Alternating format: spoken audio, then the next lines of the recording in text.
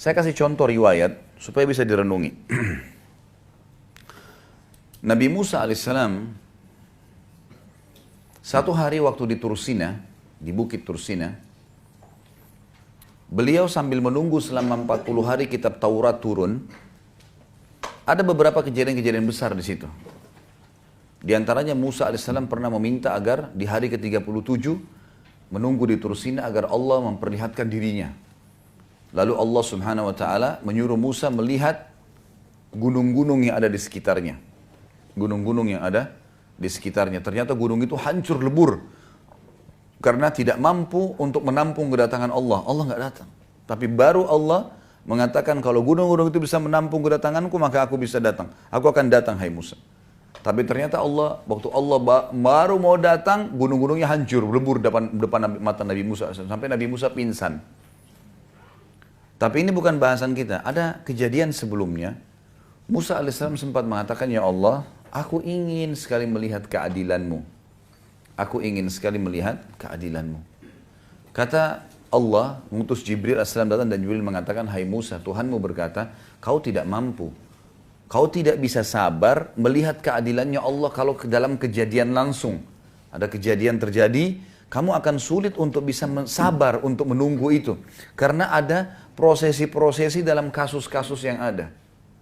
Kata Musa, saya akan coba sabar dengan taufik dari Allah. Baiklah. Allah setuju, dikasih ke Musa alaihissalam. Maka Musa alaihissalam disuruh pergi ke salah satu mata air. Di sekitar gunung Tursina, padang pasir, gunung-gunung batu, nggak ada orang di situ. Tapi ada mata air, airnya ngalir. Musa alaihissalam disuruh oleh Allah ke situ nggak buat apa-apa. Situ aja duduk. Udah, saksikan saja apa yang terjadi. Nggak lebih daripada itu. Maka yang terjadi adalah Musa alaihissalam lihat dari jauh. Nggak lama kemudian ada orang datang nunggangin kuda. Nunggangin kuda. Orang ini datang nunggangin kuda, dia haus, dia turun ke mata air itu. Orang ini nggak lihat Musa alaihissalam. Musa alaihissalam di tempat yang tersembunyi. Maka Musa alaihissalam melihat orang ini turun, minum air, ternyata di pinggang sebelah kirinya orang ini ada kantong isinya uang. Ya. Cukup banyak. Rupanya waktu dia minum, jatuh terlepas dari pinggulnya dan dia tidak pinggangnya dan dia tidak sadar. Dia naik tunggangi kudanya, dia pergi. Ini orang yang pertama, Musa saksikan alaihissalam. Yang kedua, orang yang kedua datang anak kecil. Belum balik, umur 9-10 tahun datang, minum air di situ. Dia lihat ada kantong duit, dia ambil sama anak itu kecil pergi. Baik. Musa alaihissalam lihat. Sudah selesai, datang orang ketiga. Orang buta matanya sudah tua. Datang, dia dengar suara air, dia mampir, dia minum air di situ. Dia wudhu mau sholat. Tapi Allahu alam, ini riwayatnya memang dikatakan mau sholat. Bagaimana sholatnya dulu mereka di zaman Nabi Musa alaihissalam, Allahu alam ini. Apakah sama dengan kita sekarang, jumlah rakaatnya, kan namanya kita nggak ngerti. Karena nggak ada penjelasan, yang penting di zaman dulu ada sholat gitu kan. Baiklah, orang buta ini wudhu mau sholat. Ternyata orang yang pertama tadi penunggang kuda kembali. Dia tanya si buta ini, kakek tua, kakek buta, kamu lihat nggak duit saya di sini? Saya buta, mau lihat apa? Kamu pasti ambil, kamu pasti lihat, karena tidak ada orang lain. Ini padang pasir, pasti kamu yang ambil. Enggak, geledah aja barang saya. Enggak, saya nggak percaya. Cekcoklah dua orang ini sampai penunggang kuda membunuh dia. Si buta dibunuh. Dia lihat kiri kanan tidak ada orang. Kemudian dia naik tunggangi kuda, dia pergi. Dianggap sudah uangnya hilang. Baik. Sekarang kira-kira menurut kita ini, ibu-ibu sekarang di sini, siapa yang salah, siapa yang benar nih? Dalam kasus seperti ini. Musa alaihissalam saksikan ya. Dalam pandangan Musa alaihissalam mungkin sama dengan kita. Yang salah anak kecil. Kenapa? Karena kalau anak kecil tidak ambil duit itu, nggak terjadi sih ini bertengkar, ini membunuh kan? Benar nggak? Baik. Itu yang dilihat oleh Musa alaihissalam. Kalau kita juga di situ mungkin kita akan lakukan hal yang sama. Karena anak kecil tadi sumber masalah nih. Coba dia minum, dia biarin duit itu, orang ini kembali, diambil duitnya, dia pergi, nggak dibunuh si buta. Kan gitu. Tapi subhanallah, Musa alaihissalam tidak sabar nih. Kok ini ribut, ini bunuh, ini pergi, selesai. Anak kecil itu enak saja main pergi. Datang Jibril, dia mengatakan, Musa mengatakan, ya Allah saya nggak bisa sabar. Turun Jibril alaihissalam mengatakan, hai Musa, Tuhanmu mengirimkan salam padamu dan mengatakan memang kamu tidak bisa sabar. Kau tidak akan sabar. Kalau mau melihat, mau menilai keadilan Allah sulit. Baiklah. Tapi ceritanya seperti ini, hai Musa. Diceritakanlah. Yang benar dari 3 orang itu, si anak kecil. Justru yang dianggap Musa salah, itu yang benar. Gimana ceritanya, kata Musa alaihissalam? Kata Jibril alaihissalam, kita bicara sekarang tentang ayahnya si anak. Anak ini kecil ini rupanya punya ayah. Ayahnya mati dibunuh oleh orang. Ayahnya sebelum dibunuh oleh orang, dia pernah menjadi pegawainya penunggang kuda itu. Dan penunggang kuda itu pernah tidak memberikan gaji ayahnya si anak. Dan subhanallah, sebentar. Jumlah uang yang dia tidak kasih, sejumlah yang ada di kantong itu.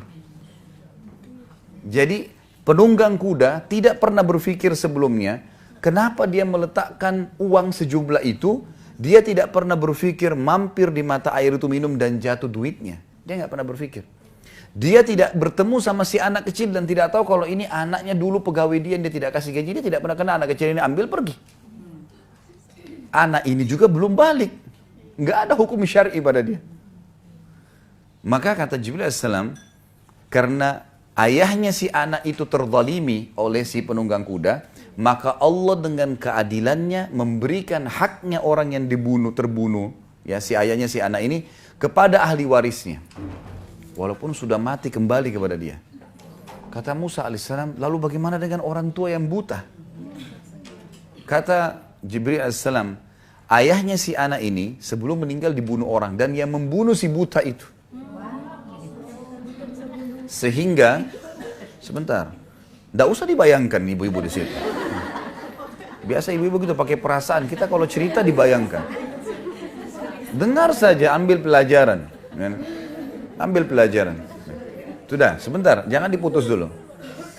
Sekarang, lihat bagaimana keadilannya Allah. Ayah si Fulan, yang tadinya dia dizalimi, ayahnya si anak, Allah kembalikan haknya kepada ahli warisnya dari orang yang menzaliminya. Dan orang yang membunuhnya dibunuh oleh orang zalim. Langsung Musa alaihissalam mengatakan, luar biasa keadilan Allah. Gimana kita manusia? Ini baru satu kasus ya. Berapa banyak kasus di muka bumi ini. Hah?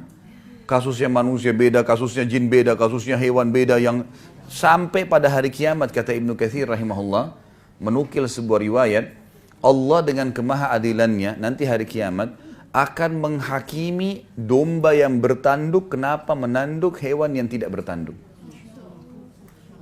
Hewan Allah adili nanti dengan keadilannya.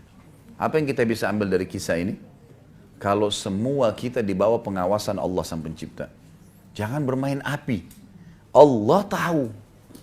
Jangan pikir kita ini hebat, bisa mengatur tipu daya. Allah Subhanahu wa taala mengatakan dalam Al-Qur'an, "A'udzubillahi minasyaitonirrajim, innahum yakiduna kaida wa akidu kaida." Orang-orang kafir, orang bodoh ini yang banyak berbuat segala macam penipuan dan seterusnya, mereka mengatur tipu daya. Kata Allah, dan aku mengatur tipu daya. Allah punya cara. Bukankah seseorang mungkin di antara yang hadir sini mungkin pernah mengalami, kita pernah menyembunyikan sesuatu. Allah bongkar dengan caranya dan kita begini, kok bisa ya? Jangan berpikir, oh saya bisa rahasiakan. Allah punya cara. Ada cara dibongkar dengan caranya Allah SWT. Jangan bermain. Jangan main-main macam-macam nih.